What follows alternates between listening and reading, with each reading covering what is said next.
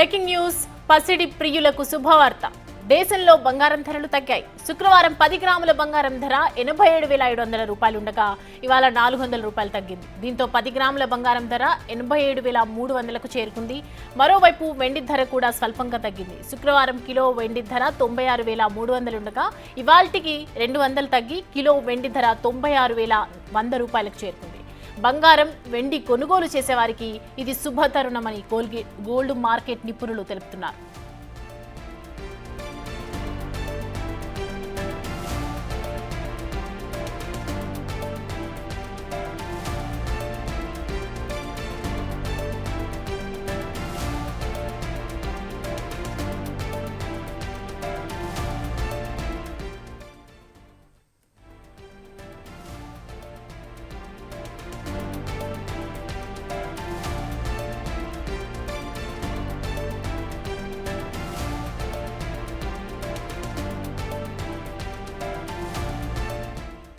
So బంగారం కొనే వాళ్లకు శుభవార్త చెప్తూ ఉన్నారు మహిళలకు అందరికీ కూడా. ఇది నిజంగా గుడ్ న్యూస్ అని చెప్పొచ్చు. బంగారంలో తగ్గు మార్పులు అయితే కనిపిస్తూ ఉన్నాయి. సో దీనికి సంబంధించి మనతో మాట్లాడడానికి బిజినెస్ అనలిస్ట్ ప్రతాప్ గారు లైన్లో సిద్ధంగా ఉన్నారు. ప్రతాప్ గారు గుడ్ మార్నింగ్ అండి. నమస్తే.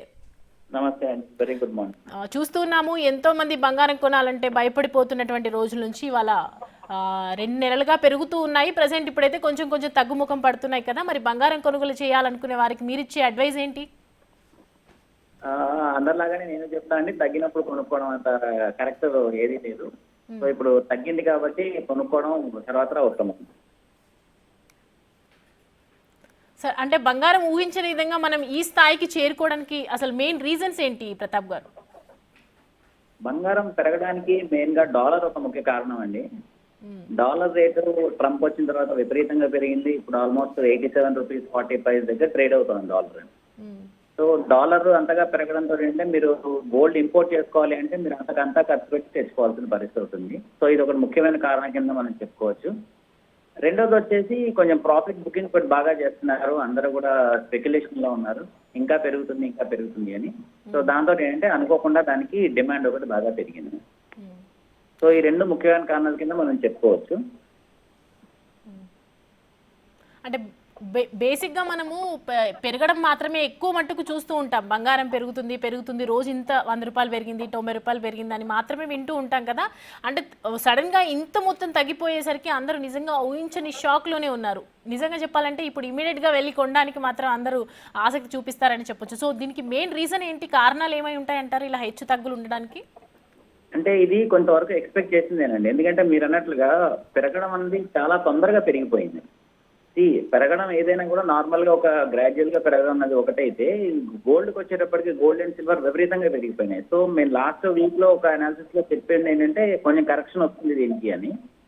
సో ఈ కరెక్షన్ కారణం వల్ల మీకు ఏంటంటే ఎప్పుడైతే ప్రాఫిట్ బుకింగ్ చేసుకోవడం మొదలెడతారో బాగా పెరిగిన టైంలో దానికి ఆటోమేటిక్ గా కొంచెం డిమాండ్ తగ్గుతుంది. తగ్గినప్పుడు మీకు ఆటోమేటిక్ గా కొంచెం ప్రైస్ అన్నది కరెక్షన్ పీరియడ్ లోకి వచ్చింది.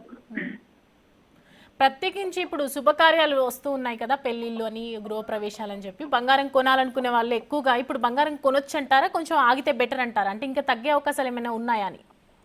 అంటే కరెక్షన్ అనేది ఒక చిన్న వేరియేషన్ మాత్రమేనండి. తగ్గడం అంటే మనం ఏది అంటే పెరగడానికైనా కానీ తగ్గడానికైనా కానీ దేనికి కూడా మనం అత్యాశకు పోకూడదు.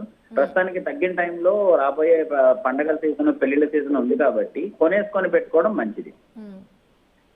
సో మరి అంటే ఇంతకుముందు మనము మొన్నటి చూసాం, మనము బౌండరీస్ అనేవి పెట్టారు కదా, మహిళలకి ఇంతే కొనాలి, 500 గ్రాములు కొనాలి, పెళ్లి కాని వాళ్ళు కొంత వేరే పెట్టుకోవచ్చు 250 గ్రామ్స్ అని, పురుషులు ఇంత 100 గ్రాములను పెట్టుకోవాలని చెప్పి కొన్ని ఇంప్లిమెంటేషన్ ఇచ్చారు. దానికి సంబంధించి లేదంటే దానికి పరిమితి ఎక్కువగా ఉంటే ట్యాక్సులు కట్టాలి, బిల్స్ చూపించాలి, ఇవన్నీ ఉండే వాళ్ళకి మరి బంగారం తగ్గినప్పుడు కొనాలని ఉంటుంది కదా, దానికి సంబంధించి ఏం చెప్తారు? మేడం, ఈ పరిమితులన్నీ ఎందుకు పెట్టారంటే వాళ్ళు మీరు కొనే బంగారం ఏదైతే ఉందో దాన్ని వైట్ ట్రాన్సాక్షన్ లో కొనుక్కోండి, బ్లాక్ లో కొనద్దు అని. ఇప్పుడు మీరు కొన్నా కూడా మీ దగ్గర ఉన్నా కూడా మీ దగ్గర సపోర్టింగ్ ఇన్వాయిస్లు, బిల్స్, రసీదులు ఉంటే వాళ్ళు కొనద్దని ఎవరు చెప్పడం లేదండి. వాళ్ళు ఎంకరేజ్ చేస్తున్నది ఏంటంటే మీరు వైట్ ట్రాన్సాక్షన్ చేయండి, బ్లాక్ లో కానీ లేకపోతే రసీదులు లేకుండా ఏవి కూడా కొనద్దు అని చెప్పి మాత్రమే గవర్నమెంట్ చెప్తాను. ఈ రూల్ మనకి ఎప్పటి నుంచో ఉన్నది, ఇన్కమ్ ట్యాక్స్ రూల్స్ మనకు ఉన్నాయి ముందరి నుంచి కూడా. కాకపోతే ఏంటంటే ఇప్పుడు ఎప్పుడైతే మనకి ఈ బంగారము ఇది ఇంతగా పెరిగిపోయిందో ఇప్పుడు మనకి అన్ని కూడా బయటకు వస్తున్నాయి, ఒకటి అందరికి అవగాహన పెరుగుతుంది. సో దీంట్లో గవర్నమెంట్ అయితే ఎప్పుడు చెప్పట్లేదు మీరు కొనద్దు అని. ఏం చెప్తుందంటే మీరు ఇంతకు మించి ఉంటే కనుక మీ దగ్గర మీరు ప్రూఫ్ చూపించండి, మాకు ఎలా కొన్నారు, what is your source of income, అలాంటివి చూపించండి మాత్రమే చెప్తున్నారు. అంటే బేసిక్గా ఈ రూల్ ఎందుకు తీసుకొచ్చారంటారు ప్రతాప్ గారు?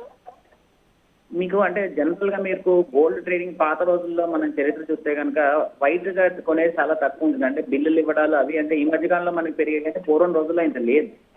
మనకి తెలిసిన ఏదో షాప్ దగ్గరికి వెళ్ళడం, మనం కొనుక్కోవడం అలాంటివి ఎక్కువగా ఉండేవి. సో ప్రస్తుతానికి అంటే మొత్తం మనం ఎకానమీ మొత్తం డిజిటలైజ్ చేస్తున్నాం కాబట్టి ఈ ట్రాన్సాక్షన్ కూడా డిజిటలైజ్ చేసే ఉద్దేశంతో దీని మీద కొంచెం ఇన్సిస్టెన్స్ పెరిగింది ఇప్పుడు. అంటే ఈ క్యారెట్లో కొనొచ్చు, ఈ క్యారెట్లో తీసుకుంటే మంచిది. ఇప్పుడు బంగారం రేటు తగ్గింది కాబట్టి మీరు ఒక అనలిస్ట్గా, బిజినెస్ అనలిస్ట్గా బంగారం సంబంధించి ఏ క్యారెట్లో కొంటే మంచిది అని చెప్తారు? బంగారం ఏ క్యారెట్ లో కొనాలి అన్నది మీ అవసరాన్ని బట్టి ఉంటుందండి. సపోజ్ మీరు జ్యువెలరీ చేయించుకోవాలనుకోండి, మీకు 22 క్యారెట్ గోల్డే కొనుక్కుంటారు మీరు. ఎందుకంటే 24 క్యారెట్ గోల్డ్ తోటి బంగారం తోటి జ్యువెలరీ చేయలేరు. దాన్ని కొంచెం మళ్ళీ క్యాడ్మియం అలాంటివన్నీ కలిపి జ్యువెలరీ చేయగలరు. సో మీరు బంగారాన్ని మీరు ఒక నాణ్యం కిందో లేకపోతే కాయిన్ కిందో బార్ కిందో కొంటే మీరు 24 క్యారెట్ గోల్డ్ కొనుక్కొని దాన్ని ఉంచుకొని మీకు ఎప్పుడు అవసరమైతే అప్పుడు దాన్ని మార్చుకోవచ్చు జ్యువెలరీ కిందకి. అదే మీరు జ్యువెలరీ కొన్నారంటే మీరు 22 క్యారెట్ 18 క్యారెట్ల రకరకాల మన పాకెట్ దీన్ని బట్టి మనకి రకరకాలు దొరుకుతున్నాయి. జనరల్ గా 22 carat gold is used for jewellery. So మీకు జ్యువెలరీ కొనాలి అనుకుంటే 22 క్యారెట్ లో కొనుక్కోండి, ఇన్వెస్ట్మెంట్ చేయాలి అనుకుంటే 24 క్యారెట్ లో కొనుక్కోండి. Right, thanks for the information Pratap గారు.